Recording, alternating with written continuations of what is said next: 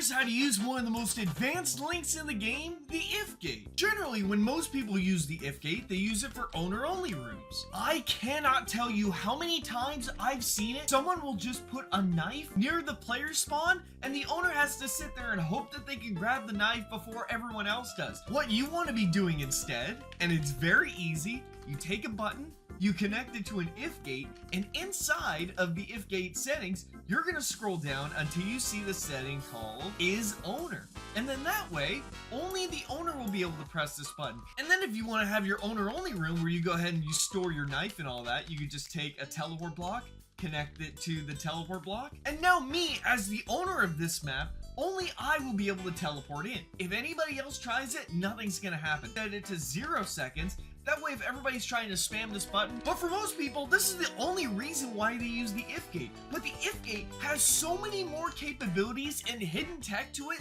that most people don't use and most people just generally don't know. I'll give you a good example. You can make the if gate remember someone. If you use a touch trigger that is specifically set to stay on forever after touching, which is basically going to make it remember who touched it, and then you go ahead and connect it directly to an if gate, the if gate is going to constantly check the status of whoever touched this touch trigger, aka the target. For example, and here's a really cool example, you can make Piggy die to gunshots. So first, let's take the Piggy spawner, we're gonna put it inside, we're gonna make sure that it is set to only infected.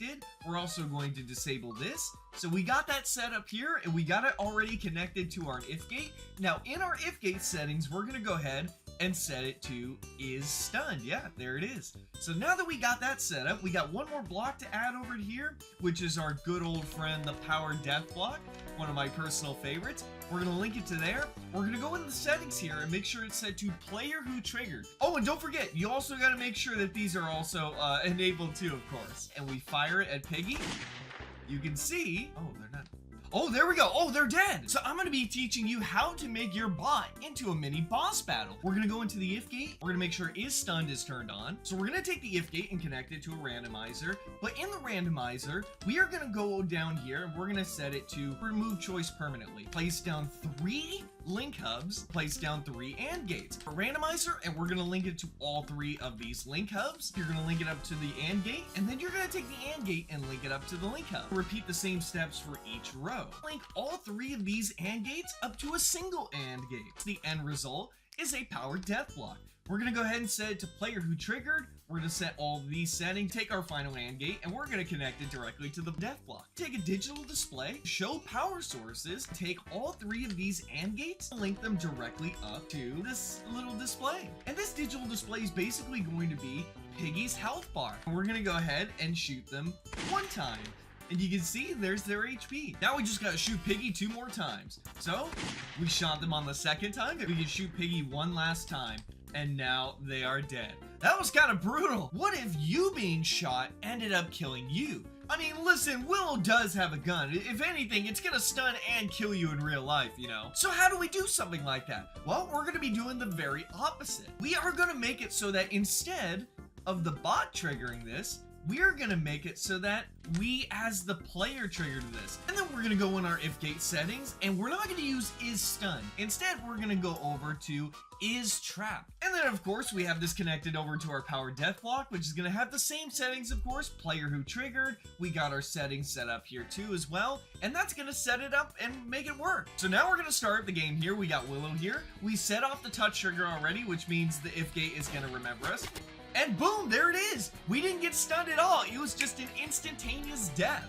I mean, how cool is that, right? Just using the if gate is gonna have a lot more customization to your games. In fact, this setting is actually a pretty big secret because some NPCs are counted as being trapped even if they're not shot or anything like that. I'll give you a pretty good example, and you probably would have never thought of this either. Again, you gotta see it to believe it, but first we're gonna go ahead and place down Mimi's blowtorch door, and then we're gonna go over to the Mimi NPC itself. Where's Mimi at? I have not used a Mimi NPC in ages.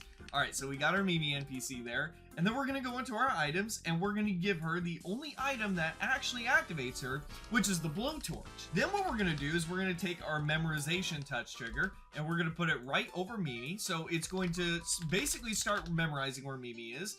I'm gonna set this to anyone. I'm gonna set this to NPCs. We're keeping memorization on, of course. We're gonna have this link directly over here.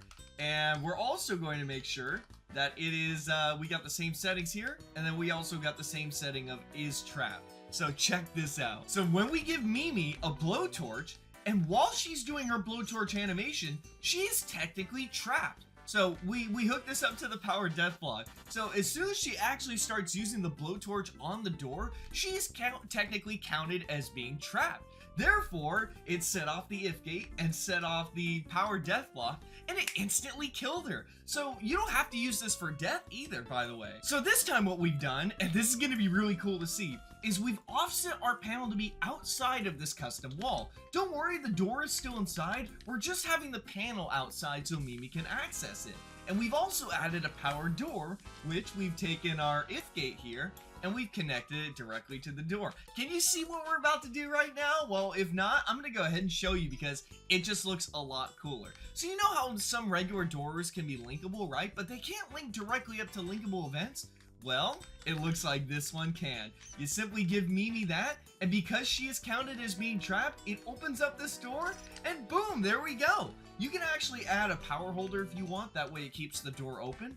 But like, is this cool or what? You can have this door actually be linkable to linkable events now, just by using the if gate. And it doesn't even have to be doors, by the way. There's a lot of different cool options you can have. Another type of NPC that's counted as being trapped are helper NPCs. And when Zizzy is attacking a Piggy, she is technically counted as being trapped. That's why she was able to open up this door. I'm going to show you one in which you never thought you can classify someone as being trapped for. We're going to put it back onto our player spawn. When you swing across the rope vent, it actually counts as you being trapped. If you swing across the rope and it sets off an if gate connected to a cure block, it will kind of drop you off of the rope. But what I'm trying right now, it actually prevents you from going across entirely. But I think it's just a really interesting mechanic where it just drops you off like that. And you can use the is moving setting to make custom footstep sound effects for your bot. Have that if gate connected over to an audio player, have the player connected to an emitter, and then make sure that this setting is enabled. And of course, in the audio player, you put your audio inside of here. Only when the bot is moving, you can have your own custom footstep sound effects. But what you may not know